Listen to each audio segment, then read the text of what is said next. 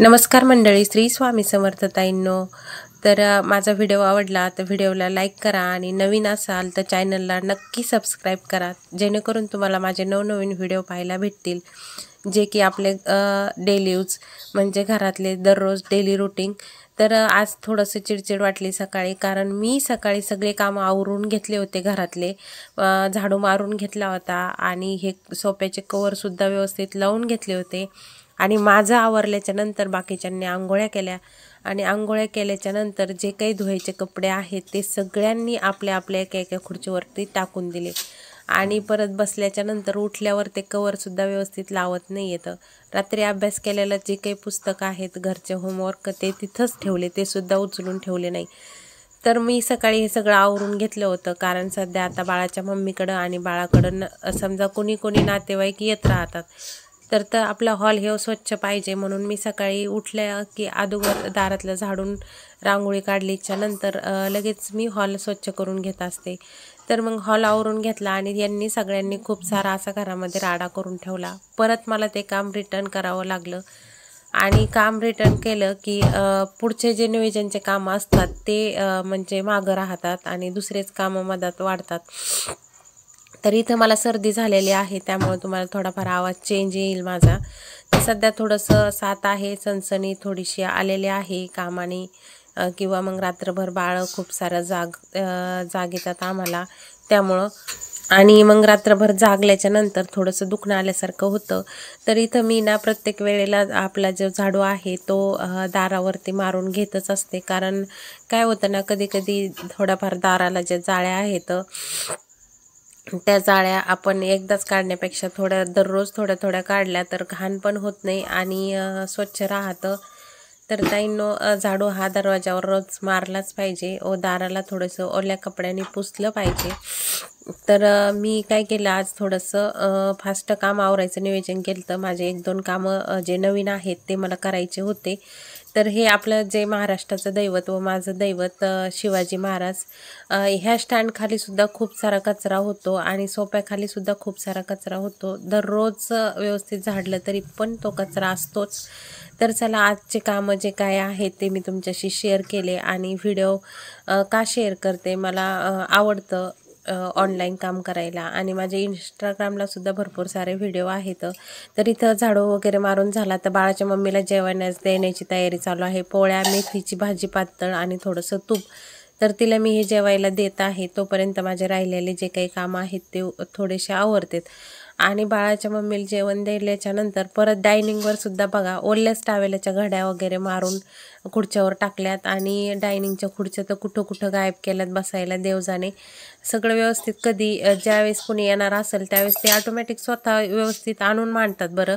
पण तोपर्यंत अचानक कोणी यायच्या आधीच आपलं घर स्वच्छ पाहिजे. कोणासाठी नाही, पण आपल्या मनासाठी व आपल्या घरासाठी व घरातल्या माणसासाठी आपण घर नेहमी प्रसन्न ठेवलं पाहिजे. तर इथं ड्रायफ्रूट खाऊन फरणीसुद्धा ज्या काही घासायला पडल्यात त्यासुद्धा त्यांनी तिथंच ठेवल्या होत्या, त्या पण साईडला उचलून वगैरे ठेवल्या नाहीत.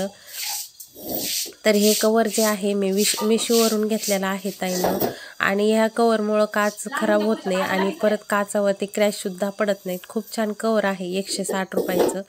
आपण कोणती जाहिरात वगैरे करत नाही, पण तुमच्याशी शेअर करायला मी.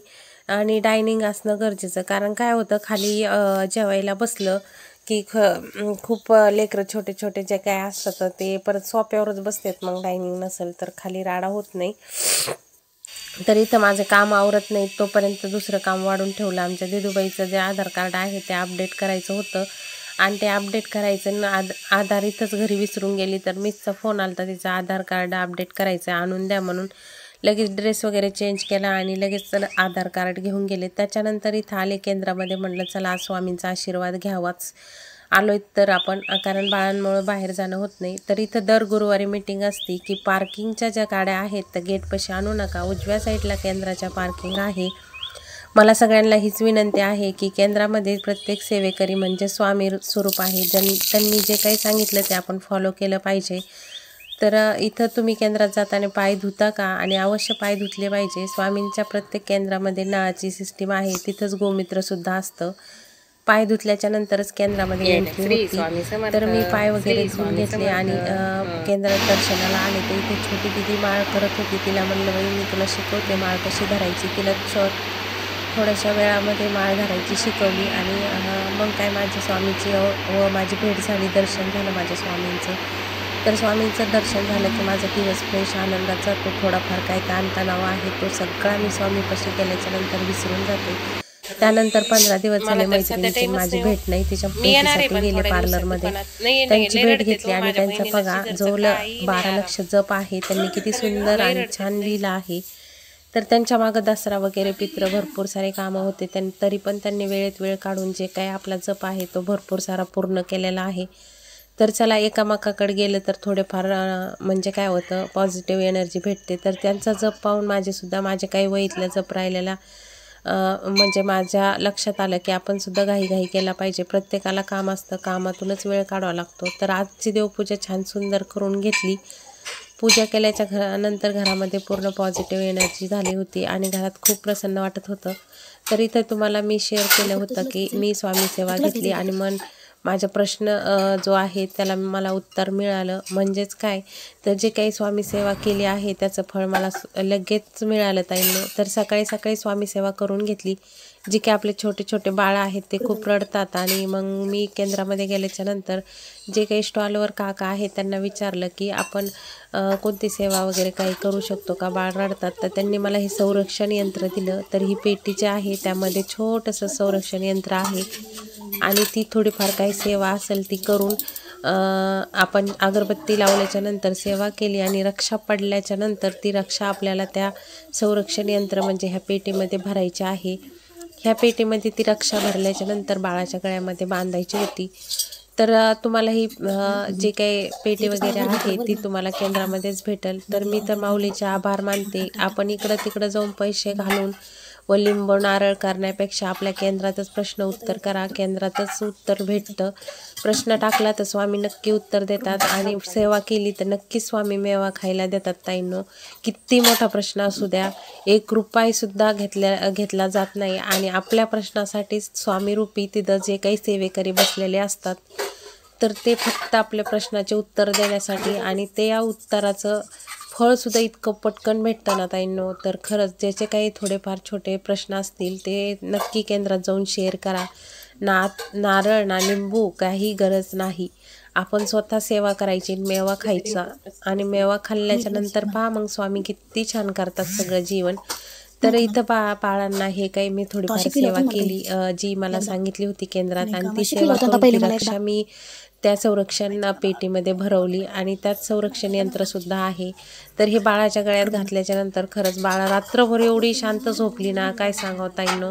तर मी पहिलं श्री स्वामी समर्थ 1 माळ, आपलं जे श्री चैतन्य गोरक्षनाथ 1 माळ आणि रामरक्षा कालभराष्टक वल्गा सुक्त एवढी सारी सेवा एकटीने केली, छोटी मोठी काय अर्धा-1 तास लागला मला सेवा करायला। आणि सेवा केल्याच्या नंतर हे काय आहे ते जी दोरा वगैरे आहे तो सुद्धा केंद्रातच त्या दादानं दिला मला। तर पहा मी इथं जे काही मुलगा आहे मुलाच्या गळ्यात बांधते, नंतर मुलीच्या गळ्यात। खरंच खूप चिडचिड म्हणजे रात्रभर रडत होते, झोप नव्हती, चेहरा बघा माझा कसा झालाय आणि खरंच अनुभव आला रात्री। जे काही आता कालचा व्हिडिओ आहे आणि हा व्हिडिओ कालचा शनिवारचा आहे ना, आज तुम्हाला आपलं सोमवारी हे रविवारी येत आहे सॉरी। तर रात्रभर मुलं एवढी छान राहिली ना काय सांगता ताईंनो। आणि तिची मम्मी सुद्धा म्हणत होती की बाई खरंच ना की असं शक्यच नाही आहे की स्वामींनी माझ्या भरपूर साऱ्या काही इच्छा पूर्ण केल्यात, ही सुद्धा छोटीशी इच्छा माझी स्वामींनी आज पूर्ण केली आणि माझे बाळ रात्रभर झोपले, मला झोपू दिलं, मावशींना पण झोपून दिलं, म्हणजे आमच्या सगळ्यांच्या व्यवस्थित झोपा झाल्या। तर ताईंनो खरंच सेवा करा, स्वामींना 101% मेवा देतात। तर बाळांचे दर्शन केले मी स्वामीशी आणि त्यांना गळ्यात ते घातलं आणि रात्रीसुद्धा झोपताना प्रार्थना केली की महाराज मी जी मोडकी तोडकी सेवा तुमच्या शरणी केलेली आहे त्याचं फळ मला नक्की द्या. माझ्या बाळांना रात्रभर शांत झोपू द्या. आणि खरंच माझे बाळ खूप शांत झोपले ताईंनो, आणि मला आला खूप छान मोठा अनुभव स्वामींचा. तुम्हीसुद्धा खरं मनापासून सांगते की नक्की सेवा करा. आणि तर इथं मी त्याची दृष्ट काढली तर कडकडा बोटं मोडले, आणि बाळाचं सगळं आवरल्याच्या नंतर त्यांना त्यांच्या मम्मीकडं परत नेऊन दिलं. आणि जे काय आपले थंबनेलमध्ये आहे, शेजाऱ्यांचा खूप त्रास आहे, तर कशासाठी त्रास आहे, तर मी खूप सारे चिमटे घेऊन ठेवले होते बाळाची मम्मी यायच्या आधी. आणि जे काही चिमटे आहेत ते मी वरती नेऊन वनलेला प्रत्येक तसेच ठेवले. म्हणलं दररोजच नाही आणा. तर ते चिमटे माझे कोणी गायब केले काही माहीत नाही. आणि इथं पहा, मग मला सगळे हे लंगोट वगैरे आहेत तर हे सगळे गाठले मारून वाळू घालावं लागले ताईंनो. चिमटे असते तर पटपट मी ह्या चिमट्याने लावून दिलं असतं, आणि मग माझे कामं थोडेसे हलके झाले असते आणि मला कामं वाढून बसले.